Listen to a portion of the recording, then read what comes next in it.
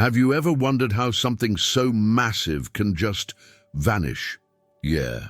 The Roman Empire, the one that ruled the world with an iron fist, built roads, aqueducts, and left behind a cultural legacy that's lasted for centuries, collapsed. And it wasn't because of some great external enemy. It was taken down from the inside by something quiet, sneaky.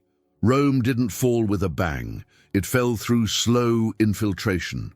And most people still don't really get how it happened. Think this is just ancient history? Not even close. The same pattern plays out in companies, nations, families, maybe even in your own life.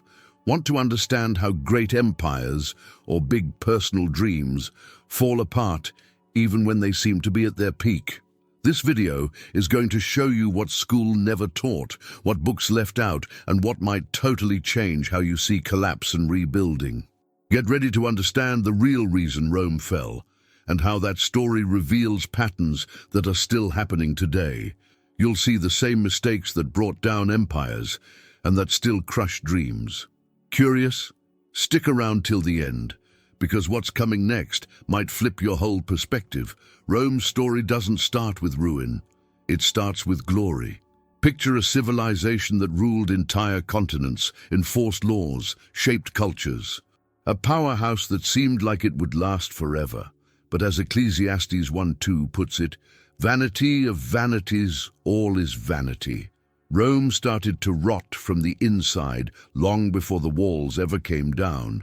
And honestly, how often in life do we think we're at the top, untouchable, until we see the first crack? It didn't happen overnight. It was like a slow leak that weakens the foundation of a house. Bad policies, a bloated Roman bureaucracy, and that eerie feeling that no one's really speaking the same language anymore. Ever seen that at work, for example? When everyone thinks they're in control, but no one notices the hole forming in the middle of the room? That's how imperial collapse begins, hidden in the fine print of greatness. And then came the economic crisis, because power's great, but without management, it's just chaos. Rome's wealth turned into pure showboating, and that showboating turned into a financial black hole. Reminds me of modern companies that grow way too fast and forget to manage their finances. Looks like Rome could have used a solid budget consultant. Or maybe someone who read Proverbs 21:5. The plans of the diligent lead surely to abundance, but everyone who is hasty comes only to poverty. The decay started at the roots. Corrupted institutions, laws twisted and broken, and the classic Roman version of cutting political corners. The people, exhausted by empty promises, got buried under taxes, Roman inflation, and dreams of glory. And how often do we fall for illusions, too? We stop planning, trust systems that can't hold up, and eventually the bill comes due. Rome, a giant with feet of clay, was already stumbling without even realizing it. But look, all of this, just the beginning, because the story of Rome isn't just about gold and statues, it's about cycles. And the next turn in that cycle came crashing in, with swords, fury, and fire. The barbarian invasions were closing in, and the already unstable empire was about to become a full-on war zone. When your foundations cracked, all it takes is a push. And that push came, on horseback, axe in hand, eyes locked on conquest. The Visigoths, the Vandals, and other Germanic tribes didn't just invade, they walked through wide-open doors. As Isaiah 30:13 puts it, "It will break in pieces like a potter's vessel, smashed so ruthlessly that among its fragments not a shard is found." And Rome fell, not because it lacked walls, but because it lacked unity.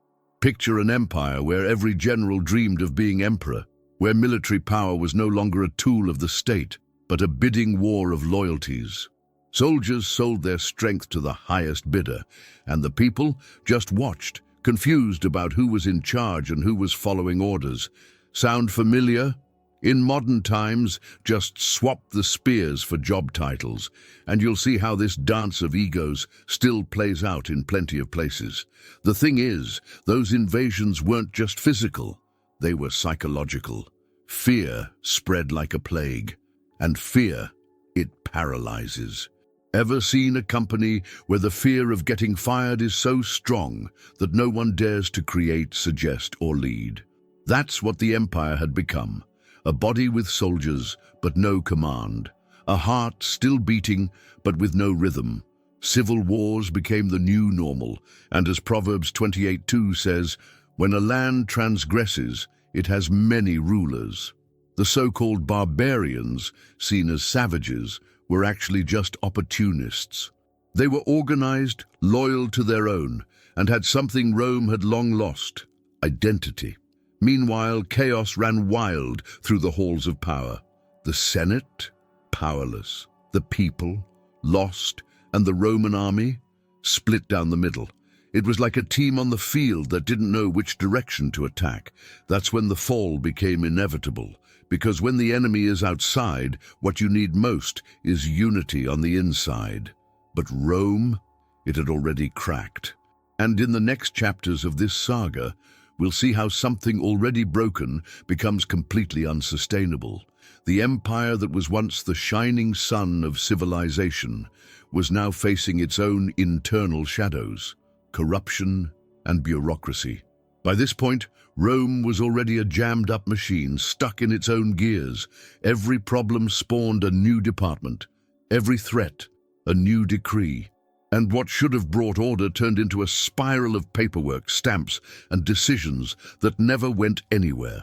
As Ecclesiastes 10:1 says, as dead flies give perfume a bad smell, so a little folly outweighs wisdom and honor. That's exactly what it was. An empire polished on the outside, but already rotting on the inside. Diocletian tried to fix it. Really tried. He rolled out administrative divisions, multiplied the provinces, stacked government positions like that could cure a sickness of the soul. And what did it create? A monster. Starving for taxes, thirsty for control, but stumbling over its own feet. Roman bureaucracy grew like weeds in the backyard, and no one could keep it trimmed anymore. Naturally, the people started to feel the weight. They were taxed for just about everything, practically even the air they breathed. And the state officials, well, they quickly learned how to work the system. Bribes, favoritism, nepotism. Remember that Roman workaround people used to talk about? Yeah, that's where corruption blew the doors wide open. And honestly, doesn't it sound a lot like certain systems today, where the average citizen drowns in paperwork while the king's buddy gets things done with a handshake? This suffocating environment opened a massive gap between the government and the governed. And when people stop believing in the system, they start looking for other paths. That's when many began fleeing the cities, avoiding civic duties, and building small communities beyond the reach of the state. Rural life was already starting to take hold. After all, when the choice is between paying tribute to a distant emperor or surviving with dignity in the countryside, the decision becomes pretty clear. But as if the crushing weight of the bureaucracy wasn't enough, a new headache came knocking. The money wasn't even worth the metal it was made from. The economy, once solid as marble, was now as shaky as sand. The next chapter would be disastrous. Currency devaluation and the infamous Roman inflation. Imagine waking up and finding out your savings are worth half of what they were yesterday. Now imagine living like that for years. That was the reality for Roman citizens facing runaway inflation. The denarius, once a symbol of stability, had become monopoly money. And as Proverbs 13:11 says, dishonest money dwindles away, but whoever gathers money little by little makes it grow. Rome, instead, printed coins like they were handing out stickers. The tactic was simple and tragic. Melt down silver coins, mix in cheaper metals, mint more. And then, of course, tell the public, nothing's changed. But it had changed. Eating became a luxury, paying taxes was torture, and trade, it evaporated. Merchants started rejecting Roman money. They'd rather trade bread for olive oil than take a handful of worthless coins. Today, that'd be like businesses refusing credit cards and only accepting gold bars. Trust vanished, and without trust, there is no economy. Diocletian even tried the famous edict on maximum prices, which set fixed prices for goods and wages. Sounded like a good idea on paper. But in practice, the market laughed. The price caps led to shortages, black markets, and a widespread feeling that the government had lost the plot. It was like trying to cure a fever by smashing the thermometer. Sounds absurd, right? But Rome lived it and paid the price. Business owners stopped producing, merchants hid their stock, and regular citizens, they resorted to bartering. The logic of money gave way to the logic of survival. In that chaos, only those with direct access to land stood a chance. Another domino fell, paving the way for a deep social shift that would reshape the empire. As the city lost its shine, the countryside began to bloom, not because of progress, but because of abandonment. Rural life, once considered second tier, became a refuge. And in the middle of this quiet transition, a new form of organization emerged, one that took power from the center and planted it in the land, in the soil, in self-sustained living. Ruralization wasn't just a trend anymore. It was reality. Rome started as an urban powerhouse, but ended as a rural patchwork. The city, once the heart of civilization, became a burden. Sky-high taxes, food shortages, constant insecurity. The countryside shifted from supporting role to main stage. Remember the parable of the prodigal son in Luke 15:17, when he came to himself and remembered the abundance at his father's house. Well, many Romans had their own moment of realization and fled to the countryside, chasing peace, food, and autonomy. The elites caught on quickly. If they couldn't rely on the empire anymore, at least they could control their own land. That's how the great autonomous estates were born. Landowners started hiring private security, protecting their harvests, and building a parallel economy. You know that neighbor who prefers living off-grid, growing their own food, not depending on anyone? That's exactly what happened. Just on an imperial scale, small farmers, crushed by debt and taxes, saw the large landowners as their only way out. Disguised servitude. They traded freedom for protection, autonomy for survival. And from that trade-off, the seed of what we would later call feudalism was planted. But this wasn't just about survival. It was strategy. Better to live as a tenant on a secure estate than as an abandoned citizen in a collapsing city. Agricultural production took a nosedive, not for lack of land, but for lack of hands. War, disease, and the flight from urban life created a labor vacuum. And wherever there's a vacuum, imbalance follows. Rome needed bread, but the fields were barren. The old phrase, bread and circuses, no longer held up. There was way too much circus and not nearly enough bread. And that, my friend, feeds neither empires nor crowds. With the countryside gaining strength and cities emptying out, power began to shift. But this shift, like a river changing course, carried with it the values, structures, and even the symbols of old Rome. And in the middle of this urban hollowing, a new institution began to rise as a pillar, one that didn't rely on gold, armies, or senators. Yes, it was time for the Christian church to take its place.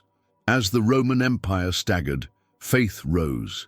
Institutions were crumbling, leaders were lost, but the Christian church gained voice, structure, and, most importantly, purpose. As it says in Matthew 16:18, "On this rock I will build my church, and the gates of hell shall not prevail against it." And they didn't. Amid imperial collapse, it was the cross that began to guide the people. Christians once hunted were now becoming leaders. Priests and bishops organized charity, handed out food, cared for the sick. While Roman bureaucracy stalled, the church moved forward. It was as if the empire had passed the baton of authority. And the people, they embraced this new order. After all, in times of chaos, the one who offers care becomes king or shepherd. Constantine saw it. He used Christianity as a bridge to unify, control, and moralize. It was a masterstroke. The Christian church stopped being just about faith and became part of the state. Spiritual authority blended with political power, and bishops rose as influential figures, nearly like ministers. In many cities, the pulpit held more respect than the palace. But Christian faith didn't just organize, it inspired. Ordinary people, once forgotten, now found purpose and hope. The Bible became a beacon in dark times, and the example of Jesus offered an alternative path to the pride of empire. Paul's letters circulated like a mentor's advice to his spiritual children, a true blueprint for human rebuilding, brick by brick, soul by soul. However, with faith's rise came a new tension. Now, power wasn't split by the Senate, but by the altar. And between the shadows of the cross and the ruins of Rome, a new empire emerged, one with its capital in the east, in Constantinople, where Byzantium would become the final stronghold of a civilization refusing to die. When the ship is sinking, the instinct is to divide the lifeboats.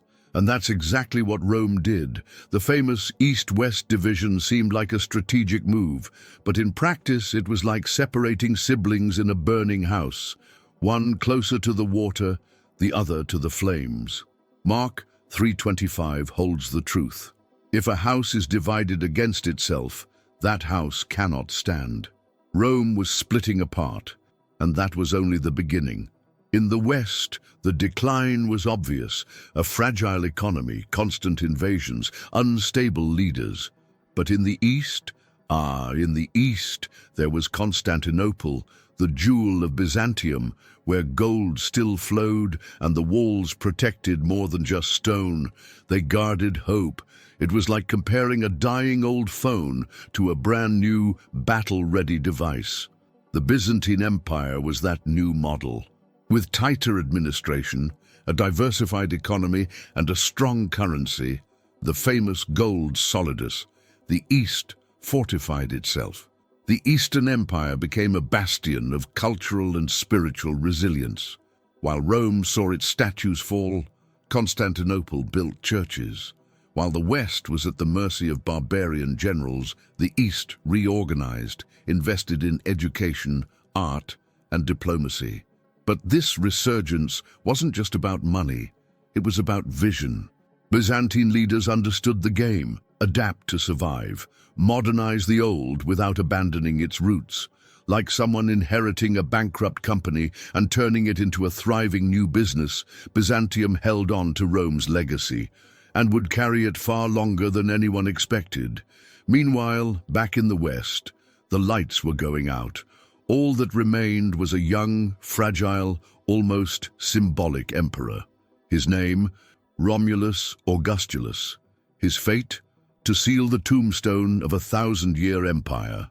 And what happens when the last one out turns off the lights? We're about to see. In 476 AD, history tied itself into an ironic knot. The last Western emperor was named Romulus Augustulus, a symbolic blend of Rome's mythical founder and its first emperor. A grand name, a small destiny. Just a teenager on the throne, with no army, no voice, and no real empire. As Psalm 103:15-16 says, "The life of mortals is like grass. The wind blows over it, and it is gone." And so it was with Rome. Romulus didn't fall in glory, but in resignation. He was deposed by Odoacer, a general of Germanic origin, who didn't destroy Rome with fire, but with a single gesture. He sent the imperial regalia to Constantinople, as if to say, "It ends here." There was no epic battle, just silence and dust, like watching a century-old company quietly close its doors, leaving only a small sign in the window that reads, "Out of business." This moment wasn't just a change in leadership, it marked the end of an era. The transition to the Middle Ages was complete. The city that once ruled the world now depended on favors, alliances, and faith. Currency had lost its value, justice no longer held, and the Senate was just a memory. What truly died was the idea of centralization, of a single universal order. The Western Roman Empire became a mosaic of Germanic kingdoms, each with its own ruler, laws, and currency. The Vandals, the Visigoths, the Franks, all had found their place in the sun. And Rome became a relic, an open-air museum. The name still held weight, but real power had moved on to other thrones, other hands, other minds. But here's the mystery. What seems like the end is often just transformation. Because while the West crumbled, the East, with its faith, culture, and gold, stood strong. And this is where the Byzantine Empire reveals itself not as a shadow, but as the true heir. And more than that, as the guardian of a Roman legacy that even in ruin would never be forgotten. Now that you've seen the backstage of Rome's fall, the question is, what will you do with this knowledge? Will you ignore it, like so many ignored the signs of imperial collapse? Or will you reflect and apply these lessons to your own life? Rome didn't fall overnight. It crumbled quietly, like so many people, companies, and societies today. What devalued currencies are you still holding on to in your life? What systems around you are failing silently while you remain unaware? Are you placing your trust in structures that can no longer support you? These aren't questions to rush through, but once answered, they can change everything. So tell me, what part of this journey through the Roman Empire impacted you the most? What made you think about the world we live in today? Drop your thoughts in the comments. I want to hear from you, because knowledge only multiplies when it's shared. And if all of this stirred something inside you, I have a special invitation. Take a few minutes to listen to a powerful prayer I've prepared with care. A prayer to strengthen you, to remind you that even in collapse, there's still purpose, direction, and rebirth. Click here and allow yourself that moment with God. And of course, if this content moved you in any way, hit that subscribe button, turn on notifications, and come with us as we uncover more hidden stories from the corners of history. Because the past isn't dead, it's just waiting for you to understand it. Lord, you who are the God of the ages, who stood at the beginning of all things and remain steady even when empires fall, I come before you now. Just like the Roman Empire, I often find myself building on what seems like solid ground, only to realize, over time, how fragile it truly is. Teach me, Father, not to trust in human strength alone, or in power, wealth, or the systems the world builds around me. When corruption invades my heart, when the bureaucracy of life tries to paralyze me, when emotional inflation suffocates me and hope feels devalued, remind me that your presence is my true currency, my safe refuge. Deliver me from inner wars, from the invasions of anxiety, from the soul crises that threaten to break me down. May your Spirit reveal where the foundations are cracked and give me wisdom to rebuild on the truth of your word. Just as you use the Christian church to bring light in times of darkness, use my life to be salt and light in the midst of chaos. Let me not be like Rome, clinging only to the glory of the past, but like Constantinople, renewing my faith and seeking stability in you.